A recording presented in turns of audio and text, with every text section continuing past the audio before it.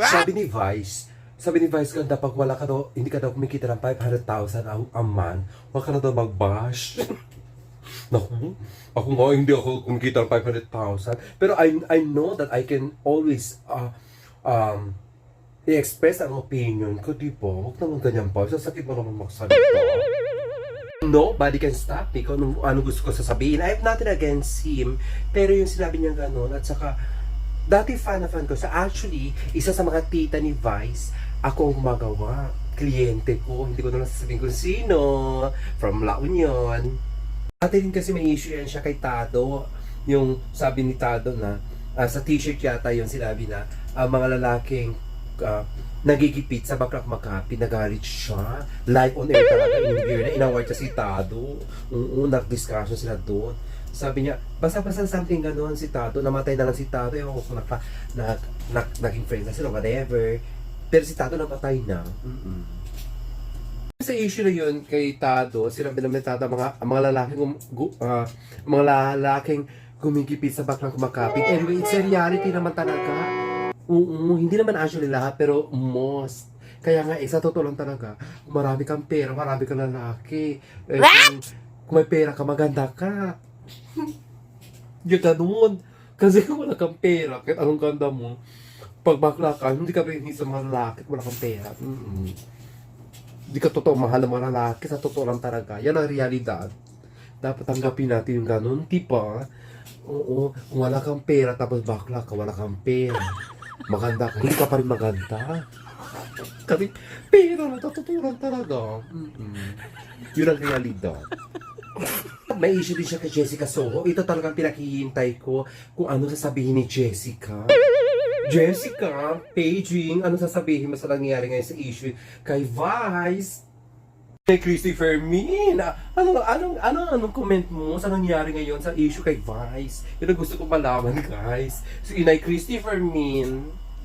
At saka yung si Rendon, gusto ko marinig ang opinion niya. Rendon, say something. Gusto ko marinig. Gusto ko lang marinig talaga. Ewan ko lang. Kasi Kibuloy. Gusto ko si Kibuloy. Asa na ba yung si Kibuloy? Gusto ko rin marinig. Ewan ko, natatago din niya. Kasi marinig ang opinion ni Kibuloy about what's happening to Vice Ganda now.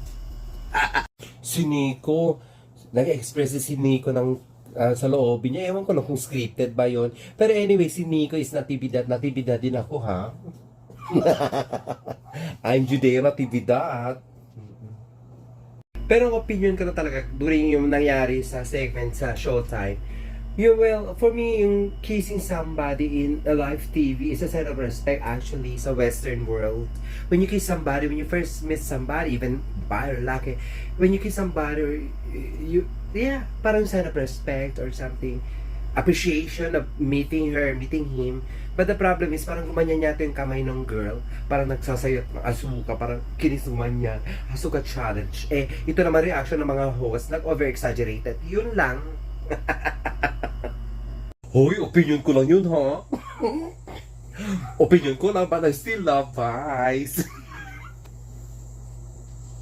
Sabi ni Vice, so nakita niya yun, in-express na niya ang kanyang opinion on what he saw during that day. So, respect that, yun ang opinion niya anyway. Pero yung sinasabi niya na ang dami na nag-bash sa kanya na huwag kayo mag-bash sa akin kung hindi man na kayo kumikita ng pera ng 500,000 a month or something kanon. And that's bad.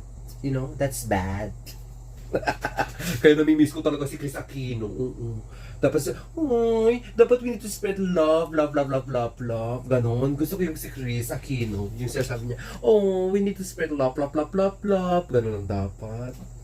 Alam mo kung sino mali dito sa issue na ito? Hindi ang TV or kuryente. Kasi kung walang kuryente, wala kang manonood. At kung wala kang TV, hindi ka manonood. So ano ang mali dito? Yung isip ninyo. Kung wala kayong isip, at wala kayong nararamdaman, edi showtime na kayo. Edi walang issue, di ba? Ganun lang yun. If you don't mind things around you, then walang issue. Pero pag nakikita nyo, yun, may issue talaga. Ganun lang yun. Kaya dapat wag na kayo manuot, yung para walang issue. Pag hindi kayo nanood, minsan pag tinatanong ko sa mga kaya ko, ano ba nangyari? Yung mga taong gano'n walang alam sa nangyayari sa TV, yun ang nakakatawa. Bakit niyo pa problema niya? Problema ninyo kung ano nangyari sa buhay-buhay ninyo. Ano lang yun? Ano ba yan? Mga kliyente kasi ako pag sinasabi ko mga nagpa-viral ganun. Tapos alam mo ba yung ganun, nagchichismis ang nagiging marites. Ano sasabihin sa'yo? Ano ba nangyari? Yung mga walang alam. Yung ganun lang yun. Yung mga walang alam, mas maganda buhay nila kasi may sarili silang mundo. Hindi nila alam kung ano viral, ano nangyayari ngayon. Kasi hindi sila nanonood ng TV. Yun ang